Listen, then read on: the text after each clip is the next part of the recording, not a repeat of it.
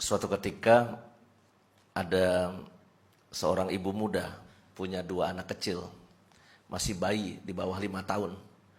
Ibu muda ini dipukulin terus oleh suaminya. Dipukulin, lalu minta maaf, diampuni. Dipukulin, minta maaf, diampuni. Bahkan sampai visum ke rumah sakit dan kepolisian dilaporin pun berkali-kali. Tapi ibu ini selalu mengampuni. Yang panas itu adalah bapaknya. Jadi bapak dari ibu muda ini, anak ceweknya digebukin terus sama menantunya.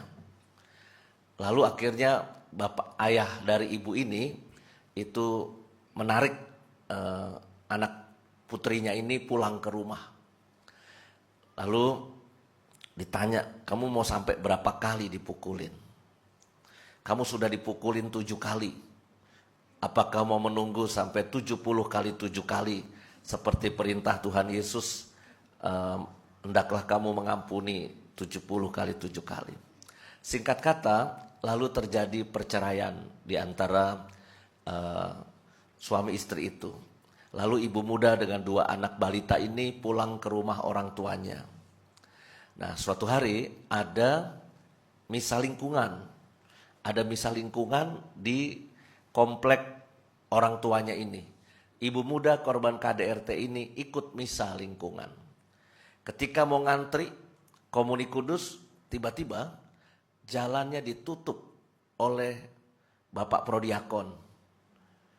Kamu tidak boleh sambut komuni karena kamu bercerai. Maka ibu muda korban KDRT itu sejak saat itu tidak pernah sambut komuni.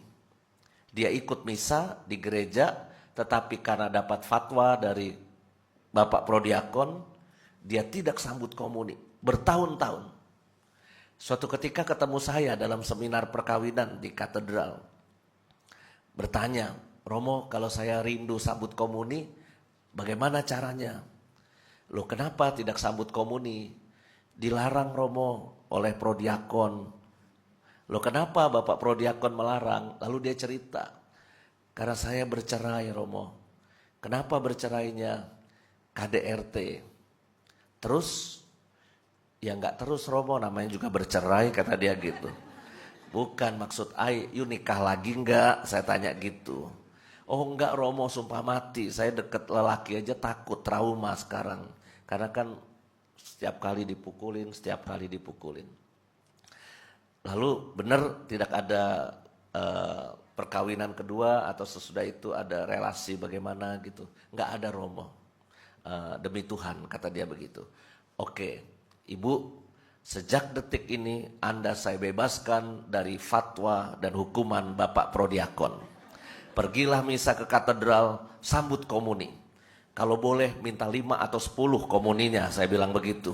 Rapel dari bertahun-tahun, you dihukum tidak boleh sambut komuni.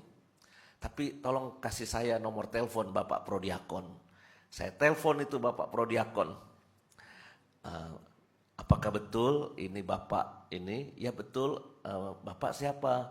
Saya Romo Justinus Ardianto dari Keuskupan Agung Jakarta. Wah, sengaja saya serem-seremin tuh. Apakah betul Bapak melarang ada kasus begini di lingkungan Bapak dan mengatakan bahwa ibu itu dilarang sambut komuni? Loh, kan karena perceraian, Romo, maka dia kena hukuman ekskomunikasi dari gereja. Serem sekali kan istilah-istilahnya. Kita aja yang baca hukum kanonik nggak ngomong begitu. Pak, Bapak belajar hukum gereja di mana? Ya saya cuma dengar-dengar doang, Romo, kata dia gitu. Aduh, Bapak tahu-tahu dikit tapi kok menghukum orang, saya bilang begitu.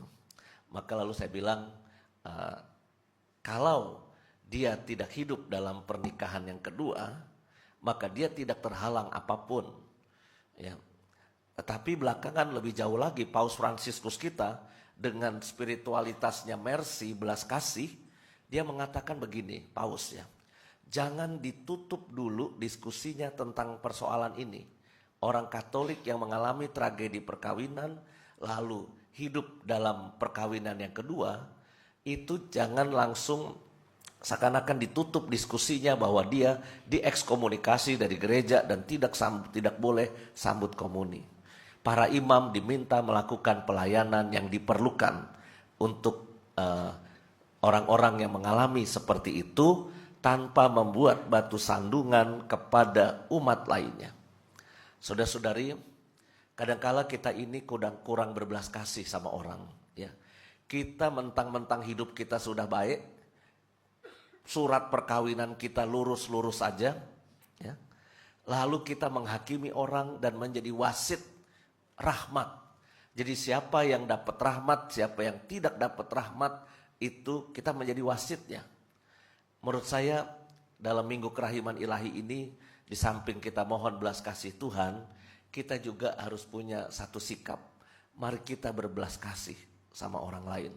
Mungkin dia memang salah, mungkin dia memang keliru, ya. Mungkin dia memang punya dosa tertentu yang kita tahu. Tapi saya kira sikap menghakimi orang, menilai dia sudah tidak sesuai lagi dengan ajaran gereja dan menyingkirkan dia, itu saya kira sikap yang bertentangan dengan spiritualitas kerahiman ilahi. Bapak Uskup Ignatius Kardinal selalu mengatakan, mari kita gunakan logika penerimaan, menerima orang, daripada menyingkirkan orang. Jadi kita punya hobi suka menyingkirkan orang, ya.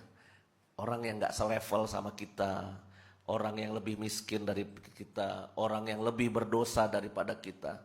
Kita suka menghakimi orang lain. Maka dalam Minggu Kerahiman Ilahi ini, mari kita mulai pakai logika menerima orang lain. Karena it can happen to everybody. Itu bisa terjadi pada semua orang, termasuk pada kita, ya. Bisa jadi kita yang sakit, bisa jadi kita yang miskin, bisa jadi kita yang jatuh ke dalam dosa, bisa jadi kita yang tercemar, itu bisa terjadi dengan diri kita. Maka mari kita hidup dengan penuh belas kasih satu dengan yang lain, menerima kekurangan sesama, syukur dengan mencintai itu, orang itu kembali. Ya, kembali. Kita bisa menerima mereka.